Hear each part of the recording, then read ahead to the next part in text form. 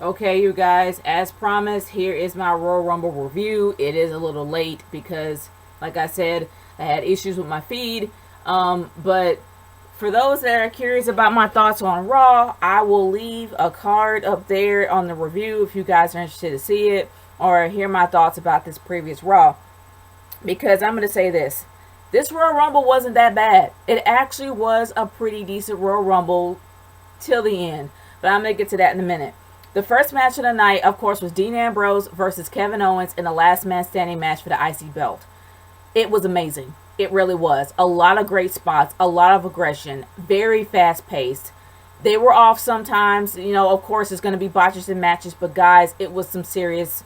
These guys pretty much were all at it. They were like literally just going at it, and this felt like a last man standing match, and I enjoyed every bit of it. And I never saw so much aggression coming out.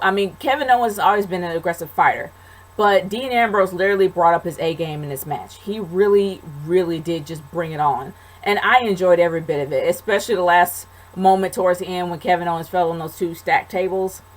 Honestly, y'all, it was great. It really was a great match. I enjoyed every bit of it, and I got no complaints there at all. Really great, and great chemistry amongst the guys.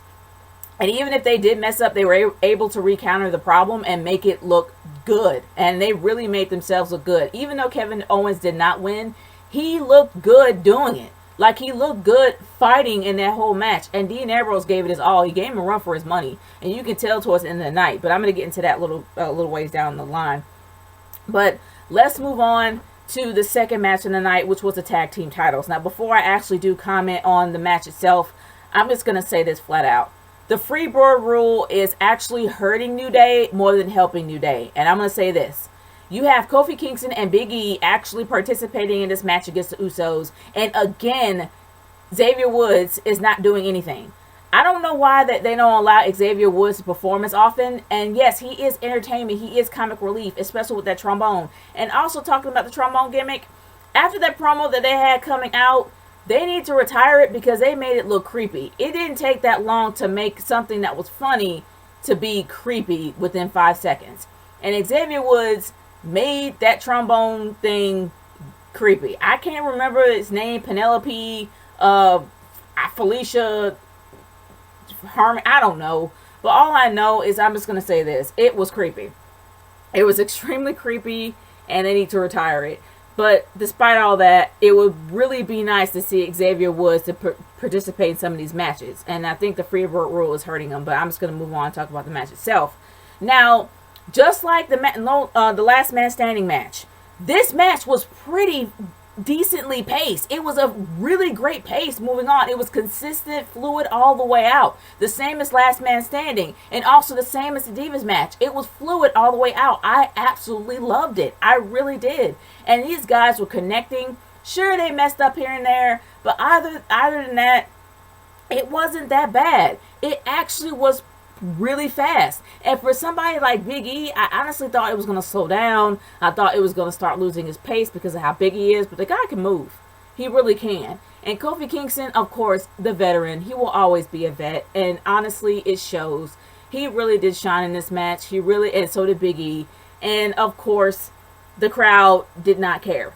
It's a given that the Orlando crowd, number one, did not like Roman Reigns, and number two, was only excited about Xavier Woods and his trombone, which is a detriment to the New Day. If something happens to Xavier Woods if he's not there, or something happens to him where he gets injured, you have these two come out. Nobody's going to really care, and that's happened before. You have Kofi Kingston and Big E coming out to do a promo, but it's not going to be the same without Xavier Woods, and that is a problem. You want all three characters to be interesting. You just don't want one. Hence why the Freebird rule really does need to go, and I guess I'm making this into a topic, but either or, I'm just going to say this. It was a good match. I enjoyed myself. The Usos really did step it up a notch, and they really showed them that they wanted those titles back, and they made those titles worth something. The same thing with the New Day. Even though New Day held it way too long, they're the only tag team They're the only tag team out there at this point that's interesting. So I understand why they actually had him keep the belts, just like I understand why they had Dean Ambrose keep the title. Because even though Kevin Owens is a beast, he is. it could have gone either way. They want Dean Ambrose to actually do have a decent title reign, but it could have gone either way in that match. But going back, and I know I'm going back and forth here, but going back to the tag team titles, I understand why the New Day kept it, because the Usos are just flat out boring. They are. Seriously. Straight up. But let's move on to the match that I almost forgot about, that I pretty much did forget about, and that's the U.S. title. And there's one reason for that. Because this title has changed hands far too many times. It changed hands on Raw. It changed hands on SmackDown. And it changed hands on the Royal Rumble. This should not happen. The U.S. title actually does have some worth to it, guys. I would have been fine if Del Rio kept it up to this point. But going back and forth just don't really make it look good. But other than that, this was one of the slowest matches of the night. And I'm saying slow because for Lucha standards, this was slow. I've seen Alberto Del Rio as Alberto Del Patron or El Patron on Lucha Underground. Not only is he fast, he's extremely aggressive. For those that actually have watched Lucha outside Lucha Underground, you know that luchadors are extremely quick. And Kalisto has the same moves as Rey Mysterio, so we expect him to be faster. But he picked up the pace, but Del Rio didn't. And I think, in my opinion, they were trying to keep the whole PG thing, like, trying to keep that going and in order. But when you try to keep the PG thing going, you sacrifice the quality of the match. It could have been better. It would have been better. And it could have been a contender, in my opinion, for one of the best matches of the year. Because you have two of the most aggressive guys. Well, you have a very aggressive luchador and you have a very fast luchador. It could have been a great match. It has so much potential. Don't get me wrong. Like I said, Kalisto did pick up the pace towards the end. But it didn't do much for Del Rio. And Del Rio, again, lost the belt to Kalisto. They keep passing it back and forth. And it really needs to stop. Hopefully they decide to actually have Kalisto keep the belt for a little while longer. And not have this feud go back and forth. Because now they don't really have anything for WrestleMania. So I don't know what they're gonna do at this point. I really don't know. But at this point, they really haven't had any build towards WrestleMania until the Divas match. Now, there were some creepy moments during the Divas match, and as much as I love the Nature Boy, he was a flat-out creepy grandpa. Like, seriously, he was. The fact that he kissed Becky Lynch in the just smack dab on the lips was creepy. Like, it was just weird. That was, I mean, you would think that he would have a better distraction than kissing Becky Lynch in the face. Not only that, the funniest distraction of the night was when he was like, oh my gosh, I don't know what to do. Here's my coat. And he just threw his coat on top of Becky Lynch. I couldn't stop laughing. It was hilarious. And I'm like, dude, you're one of the freaking Four Horsemen. I know you could have come up with something better than that. But other than that, Charlotte showed out who she really was. She showed her aggression as a Divas champion. Becky Lynch showed how she showed herself as a fighting challenger. I loved it. I enjoyed it. I always love Becky Lynch, especially her ring attire. I'm a huge fan of her steampunk look. I loved it. And besides all that, she fought like a true challenger, and she came close to winning too. Seriously. And it led up to one of the best highlights of the night. You got Sasha Banks, the boss, coming out there. I love me some Sasha Banks. And we did not see Team Bad with her, which shows they're actually going to start having the Team Bad thing die out, which makes me really happy. And lately we've been seeing Tamina and Naomi coming out separately than Sasha Banks. So I think that they're going to end it, or maybe they'll actually start feuding leading on up to Fastlane, which would makes perfect sense. But Sasha Banks shows that she's going for the title. She knocked out Charlotte, she knocked out Becky, and the whole crowd was crazy. And I'm not gonna lie, everybody in Orlando was loving anyone that came from NXT. They couldn't stand Roman, duh, but anyone that came from NXT, they loved. They rooted for Kevin Owens to win instead of Dean Ambrose. They rooted for any diva that came from NXT, from Sasha to Charlotte to Becky Lynch. They were rooting for all of them, and they were hyped up. Seriously. But honestly, y'all, that was one of the best Divas matches that I have seen on a pay-per-view in a while at the Rumble. It was great, and I was I was so high after that match. But it also led up to one of the best matches, the best moments of the night. Well, actually, I'm not going to really say the best moments because I left more pissed off than anything else. Let's talk about the Royal Rumble match, shall we? Now, the Royal Rumble match itself, yeah, you had multiple people come out, but the biggest mark out of the night for a lot of TNA fans and a lot of ROH fans and a lot of New Japan fans was definitely when AJ Styles came out as number 3.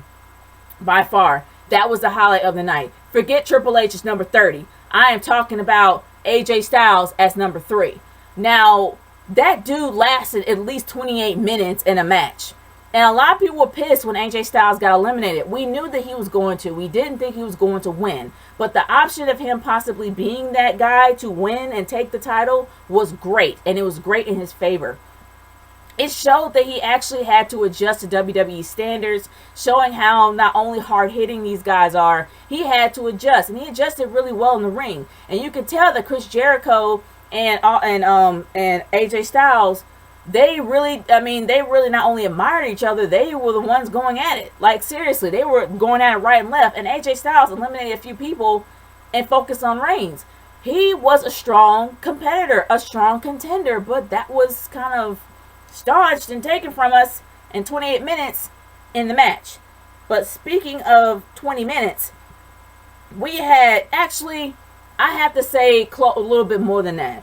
The one biggest gripe that I have, actually 2 big gripes that I have about the Royal Rumble match, was not so many of the people that came out. Number one, there was really no surprises. No surprises at all except for AJ Styles. He was the only surprise the entire night.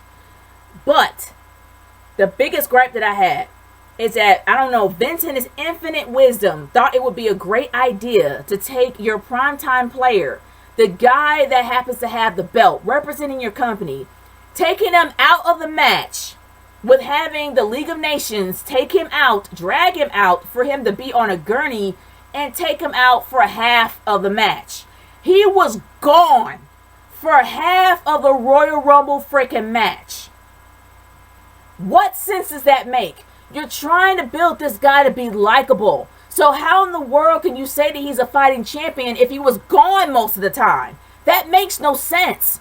How are you going to build this guy up to WrestleMania, which isn't that far off, if you're going to take him out of the match for halfway through it?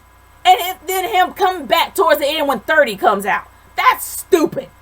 That's stupid. It would have made more sense for Roman Reigns to be in the match fighting 30 guys, because that would have gave more respect from the crowd to him than him being taken out by the stupid League of Legends throughout the entire thing. It made no sense. Can anybody tell Vince no? It would be nice if somebody would tell him no. And listen, seriously, that was stupid. That was stupid for Roman Reigns, because Roman Reigns is trying to get built up. The guy is hated. He's coming close to being like Cena. But I would say right now it's half and half because he has a sympathy vote. You want to make this guy look dominant. And I'm not dominant to where he takes over, but enough to where you can actually empathize with him. Seriously, that's how it worked with Daniel Bryan. It should work for him too if you know how to play the cards right. And nobody really knows how to play the hand correctly. They're blowing their hand right and left. And they blew it tonight with Roman. And let's go on to my number 2 gripe of the night for the Royal Rumble. R-Truth. Actually, this is number 2 and I have a number 3. But R-Truth, my second gripe. It's getting old. The stupidity, the forgetfulness, I don't know what they're trying to make him be. But the fact of the matter is that the whole gimmick of him forgetting of what pay-per-view it is, to where he pulled out the ladder, not thinking that it was the Royal Rumble match. Yeah. R-Truth may be a lot of things, but that dude ain't stupid. For crying out loud, stop booking him as an idiot every night, and him being eliminated just as quick. Why bother having him in there? Seriously, why? Why bother having him in there? He's going to look like a fool every single night, and I am tired of R-Truth looking like a fool. The guy can fight. He can perform. He's not a crazy guy on drugs, okay? He happens to be a really great competitor. And I'm not, well, let's be real. Yeah, He looked crazy throughout most of his career. The only time that guy actually did have some kind of benefit towards him was when he went kind of heelish and went with the Miz. Even the time when he went heel and he went all crazy with little Jimmy and stuff like that, that was entertaining for some folks, but he looked like a darn fool every night. And it's continuing. It's not stopping. Can we stop having R-Truth look like a fool? It would be great. I'm just saying. But let's move on to my number 3 gripe. Kofi Kingston. Now, I got no beef with Kofi. As a competitor, as a fighter, he's a great fighter. He's a great performer. He's a great wrestler. But why was he in the Royal Rumble match? You got Xavier Woods that did nothing all night, but just harp at people and troll people all night with that stupid horn. Don't get me wrong. I love the horn. He's entertaining, great. But he just harped people with the trombone all night and did nothing. He did nothing the whole night but be comic relief. He should have been in the Rumble match. Because Xavier Woods needs it more than Kofi does. And more than Big E does. He could have shown his true skill and what his worth was in the Royal Rumble match. But instead it was Kofi. And then they did the ridiculous spot to where he landed on top of Big E's shoulder and going back and forth trying to get out the ring. We've seen it done before. And I know that's the reason why Kofi Kingston was booked in every single ladder match there was. When it came to Money in the Bank, he was booked in it because he would have amazing spots. I get it.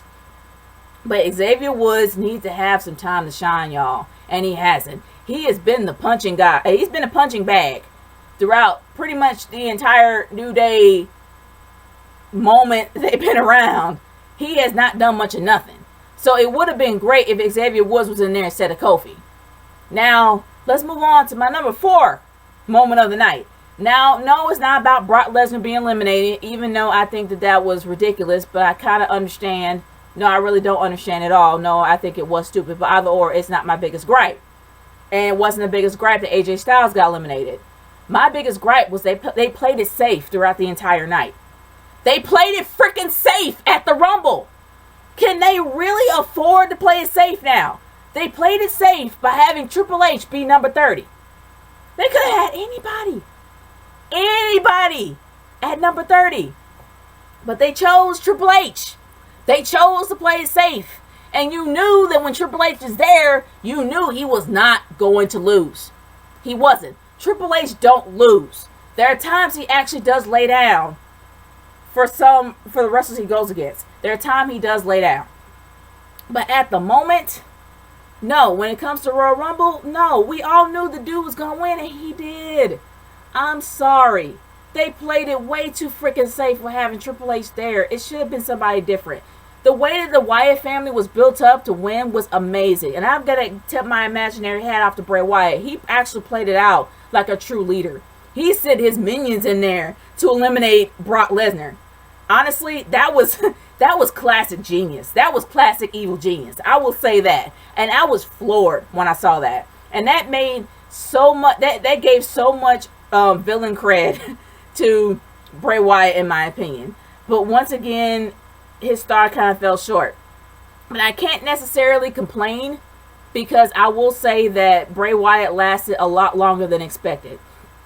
But my number 5th gripe of the night, and I do have 5 besides Triple H being in it and besides them playing safe with Triple H being the winner. My number 5th one, my number 5 gripe of the night definitely is the kickoff match. The kickoff match was worthless. It was worthless. It was pathetic. It shouldn't have even been there. Because the guys that were chosen after winning that match only stayed there for milliseconds. You had Mark Henry being his last Royal Rumble ever before he retires. He was in there for 5 seconds. You had the guy that won with him, Jack Swagger, being in there for 2. Yeah. So in a way, I'm kind of happy that Darren Young and Damian Sandow did not win, because the entire crowd would be uber pissed if Damian Sandow got eliminated early. So in a way, I'm kind of happy that it was those 2. But the point of the fact of the matter is, it made no sense for Mark Henry to even be involved, because Mark Henry's name has been mud for years. He hasn't really gotten any kind of swing in his career since his heel turn. And even then, after he became a face again, it went down to nothing. Seriously, it made no sense for you to be in the Rumble at all, because they were going to humiliate you again, and they did. The same exact thing for Jack Swagger, trying to get back in his A game after his whole We the People gimmick got dropped. But even though he still has We the People, he's not with Zeb Coulter anymore. So he has to do it on his own. And it would have been great for him to be in there for a little while longer, but he got eliminated way too quick. So that was pathetic in itself. And then why have the Dudley Boys in there when you knew Dudley Boys weren't going to win? Why have the Ascension, the biggest jokes there is in Raw history? They are the biggest jokes there is. And they were huge at NXT. And now they look like fools every night. So we knew they were going to win. I was rooting for Sandow and Young to win, but I knew they weren't going to win either. They were going to have the vet, Mark Henry, have his last run. His last 5-second run. But enough of that. I'm just going to move on from there. And move on to my 6th gripe of the night. And yeah, I have 6 gripes when it comes to the Rumble. The Rumble match in itself was entertaining. And it was a steady medium pace. There was nothing wrong with the match itself. It was the ideals and the actual whatever they did to put this together. The ideas leading on up to the ending was what pissed me off. They got so flabbergasted. I guess maybe that's the word to use. But they were so scared that Roman Reigns was going to lose his momentum by having Daniel Bryan there. You're going to have a legend like Triple H, somebody that is well loved in the wrestling community, that the Orlando crowd went crazy for because the guy happens to be running NXT. Everybody was chanting for Triple H to win, and they cheered when Roman lost. So what was the point of having somebody like Triple H to beat number 30 when you wouldn't even allow Daniel Bryan to be in it? It makes 0 sense. 0 sense. That's why I'm pissed. Daniel Bryan could have been a better guy to be at number 30 than Triple H. Triple H has been there, done that, got the t-shirt. When it came to Royal Rumble 2002, it had more worth because he had a quad injury to the point where he was out for a long time. It had more worth for him. He had more to fight for. And that's the reason why I was okay and thrilled when he won, because of the huge payoff of him coming back from that injury to win. Why would he need to do it now? You could have had Daniel Bryan do it. The guy happens to be cleared. You're just holding back because you don't want Roman Reigns to be eclipsed by Daniel Bryan. You already had Triple H eclipse Roman Reigns in the ring. Duh! But other than that, I'm exhausted from ranting too much. But I will say this. The 4 matches leading on up to the Royal Rumble was great. It was more than great. They had a lot of great spots. It was very fast paced, very decent paced. It was consistent and fluid all the way out. The chemistry was there. The adversity was there. You could feel the animosity between the opponents in the ring. It was palpable. And that is a great match right there.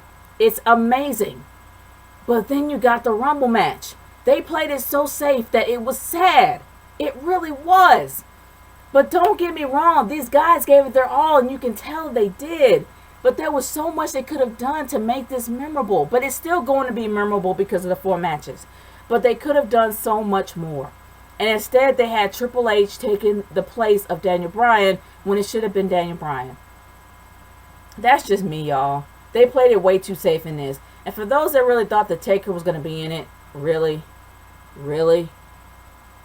And speaking of Taker, we have no build going up to his final match. None. And it really would have been great if Taker was there, but who knows what would have happened. But guys, I'm done here, but I want to hear your thoughts about the Royal Rumble. Leave a comment in the comment section below. I'm curious to hear what y'all thoughts about the Royal Rumble. I'm done ranting. You'll see my Raw review as well as this review posted up probably at the same time. And I'll also have a discussion about him playing it safe. And I'll probably add a little bit of tidbits since I actually did do that before the Rumble.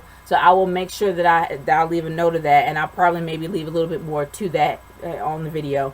But other than that, guys, I'm done. Nature Girl 30 signing off. Peace out. Later.